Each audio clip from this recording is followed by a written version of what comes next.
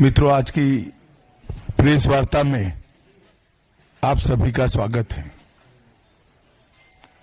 विगत सप्ताह में संसद में लोकसभा और विधानसभा, राज्यसभा दोनों जगह संविधान को स्वीकार किए हुए 75 साल के मौके पर संविधान की रचना, संविधान निर्माताओं का योगदान और संविधान में प्रस्तावित किए गए आदर्शों पर एक गौरवमयी चर्चा का आयोजन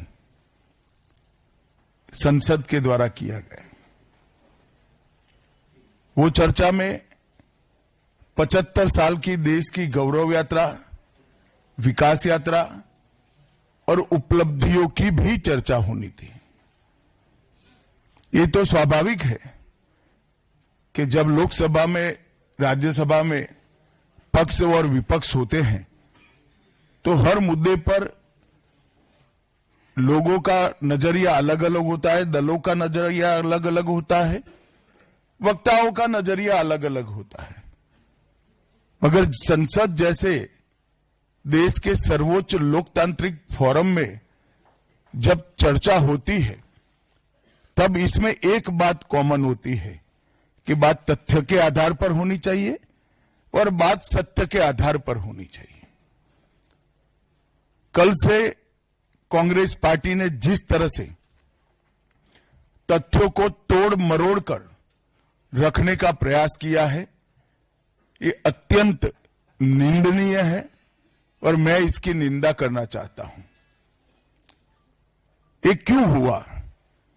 क्योंकि भारतीय जनता पार्टी के वक्ताओं ने संविधान पर, संविधान की रचना के मूल्यों पर और जब जब कांग्रेस या भारतीय जनता पार्टी का शासन रहा तब शासन ने संविधान के मूल्यों का किस तरह से मूल्यांकन किया, संरक्षण किया और संवर्धन किया, इस पर फैक्ट के साथ भारतीय जनता पार्टी के वक्ताओं ने अनेक उदाहरणों के साथ जनता के सामने विषय रखे और उसमें वो तय हो गया कि कांग्रेस पार्टी आंबेडकर जी विरोधी पार्टी है, कांग्रेस पार्टी आरक्षण विरोधी पार्टी है, कांग्रेस पार्टी संविधान विरोधी पार्टी है, कांग्रेस पार्टी ने सावरकर जी का भी अपमान किया,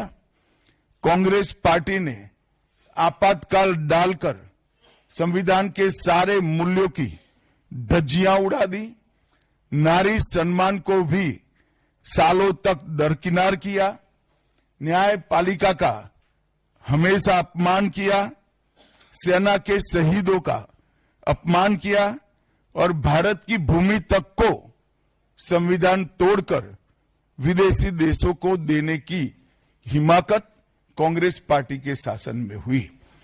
जब ये पूरा सत्य उजागर हो गया तब कल से कांग्रेस पार्टी ने फिर एक बार अपनी पुरानी पद्धति को आजमाते हुए बातों को तोड़ मरोड़ कर और सत्य को असत्य के कपड़े पहनाकर समाज में भ्रांति फैलाने का एक कुत्सित प्रयास किया है।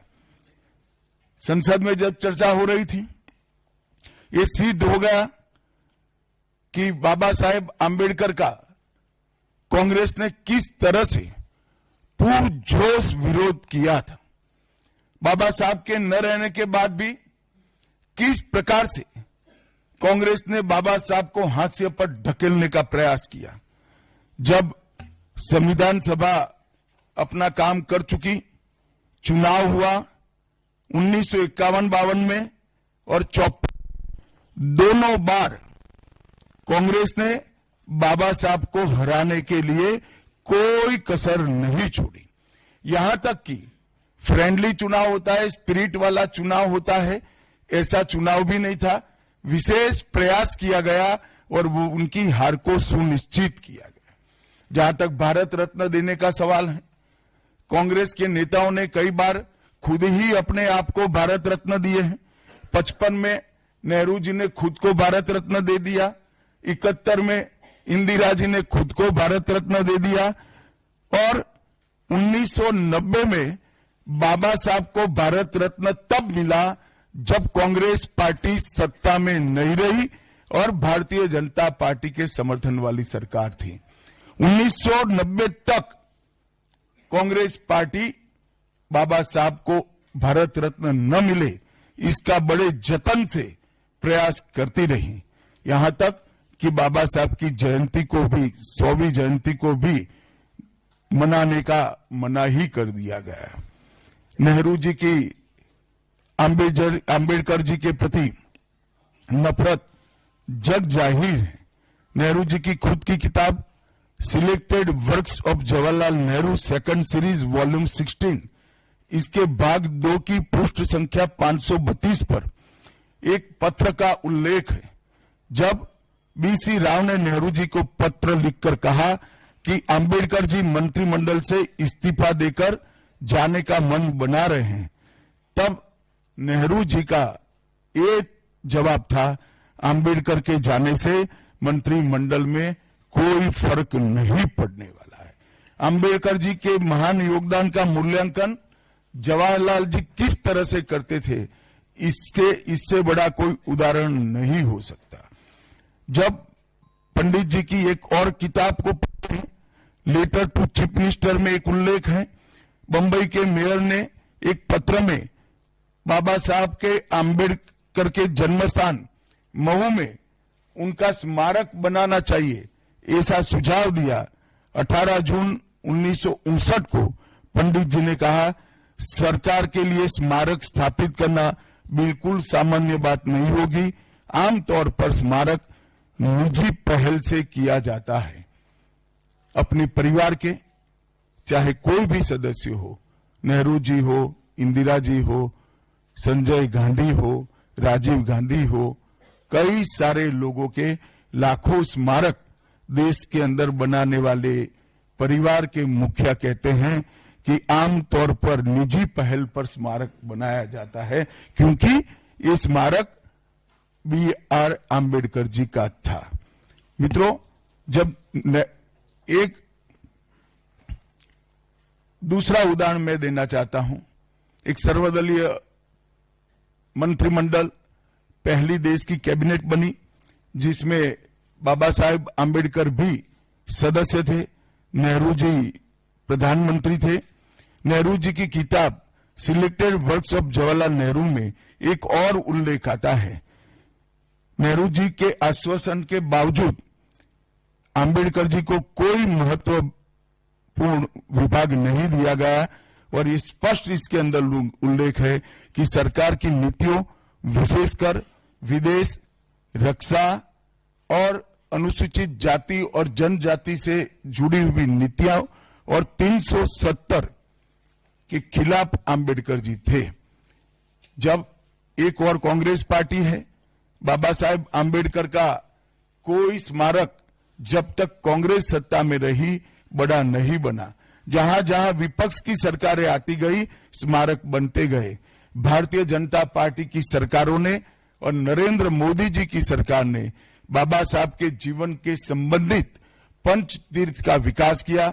मध्य प्रदेश में महू, लंदन में वो स्थान जहां बाबा साहब पढ़ते थे, नागपुर में दीक्षा भूमि, दिल्ली में महापरिनिर्वाण स्थान और महाराष्ट्र के मुंबई में स्थित चैत्य भूमि का विकास करने का काम भारतीय जनता पार्टी की सरकारों ने किया। 19 नवंबर 2015 को नरेंद्र मोदी जी ने आंबेडकर जी के सम्मान में 26 नवंबर को संविधान दिन घोषित किया।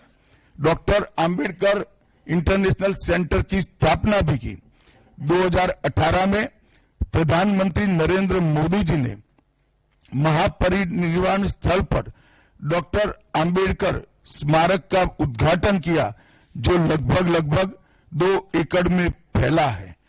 मित्रों, मैं आज जब आप सबके सामने उपस्थित हुआ हूं, तब राज्यसभा में मेरे बयान को तोड़ मरोड़ कर पेश किया गया। मेरा मीडिया के सभी मित्रों से आग्रह है, कांग्रेस ने सार्वजनिक जीवन में जो पद्धति की है कि बयानों को तोड़ मरोड़ कर पेश करना, हो हल्ला मचाना और भ्रांति खड़ी करना। पहले उन्होंने नरेंद्र मोदी जी के भी एडिटेड बयानों को सार्वजनिक किया। चुनाव जब चल रहा था, मेरे बयान को एआई का उपयोग कर एडिट किया गया और पूरे देश में इसको प्रसारित करने का घृणित काम किया गया। और आज अंबेडकर जी के लिए मेरी बात को तोड़ मरोड़ कर वो पेश कर रहे हैं। मैं स्पष्टता के साथ कहना चाहता हूं, मीडिया को विनती भी करना चाहता हूं कि मेरा पूरा बयान जनता के सामने रखिए। मैं वो पार्टी से आता हूं जो पार्टी कभी अंबेडकर जी का अपमान नहीं कर सकती। पहले जनसंघ और फिर भारतीय जनता पार्टी ने हमेशा अंबेडकर जी के सिद्धांतों के आधार पर चलने का प्रयास किया है। जब जब भारतीय जनता पार्टी शासन में रही, अंबेडकर जी के सिद्धांतों का हमने प्रचार किया है। आरक्षण को और मजबूत करने का काम भारतीय जनता पार्टी ने किया है। इन्होंने जिस प्रकार से आरक्षण को भी विरोध किया, वो भी हम सब जानते हैं। पिछड़ा वर्ग आयोग, काका साहेब कालेलकर आयोग 53 में बना, 55 में रिपोर्ट आई, आज तक वो रिपोर्ट को लागू नहीं किया गया। 31 दिसंबर 1980 को मंडल आयोग बना, मंडल आयोग की रिपोर्ट आई। 80 में इंदिरा जी ने मंडल आयोग को ठंडे बस्ते में डाल दिया।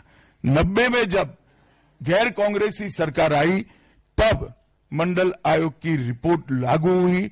उस वक्त राजीव गांधी विपक्ष के नेता थे और जब मंडल आयोग की रिपोर्ट लागू हुई, प्रस्ताव संसद में आया, राजीव जी ने अपने जीवन का सबसे लंबा भाषण ओबीसी के आरक्षण का विरोध करने के लिए किया।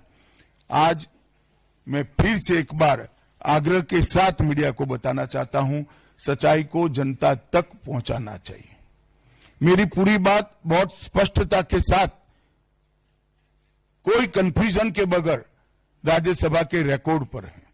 आज भारतीय जनता पार्टी के सैकड़ों कार्यकर्ताओं ने ट्वीट कर भी इस सत्य को लोगों के बीच में पहुंचाया है। और जिन्होंने जीवन भर बाबा साहेब का अपमान किया, जिन्होंने जीवन भर बाबा साहब के सिद्धांतों को दरकिनार किया, जिन्होंने जब तक सत्ता में रहे बाबा साहब को भारत रत्न मिलने नहीं दिया, जिन्होंने जब तक सत्ता पर रहे आरक्षण के सिद्धांतों की धज्जियां उड़ाई, वो लोग आज बाबा साहेब आंबेडकर के नाम पे भ्रांति फैलाना चाहते हैं। मैं कांग्रेस के अध्यक्ष खड़गे जी को भी कहना चाहता हूं, खड़गे साहब, आपका तो कम से कम दायित्व बनता है, क्योंकि आप उस वर्ग से आते हो जो वर्ग के लिए बाबा साहब आंबेडकर जी ने पूरा जीवन समर्पित किया। आपने कम से कम कांग्रेस के एक कुत्सित प्रयास में सपोर्ट नहीं करना चाहिए था। मुझे बड़ा दुख है कि आप भी राहुल गांधी जी के दबाव में इसके अंदर शामिल हुए हो। मित्रों, आज जब हम सब यहां बैठे हैं, मैं फिर से एक बार कहना चाहता हूं, कांग्रेस के पास इस संविधान के ऊपर की चर्चा में बाबा साहेब आंबेडकर विरोधी कांग्रेस है, इसका कोई जवाब नहीं बचा। संविधान विरोधी कांग्रेस है, इसका कोई जवाब नहीं बचा। कांग्रेस आरक्षण विरोधी है, इसका कोई जवाब नहीं बचा। कांग्रेस सावरकर विरोधी है, इसका भी कोई जवाब नहीं बचा। कांग्रेस ओबीसी विरोधी है, उसका भी कोई जवाब नहीं बचा। आपातकाल का पाप कांग्रेस के ही समय में हुआ, इसका भी कोई जवाब नहीं बचा।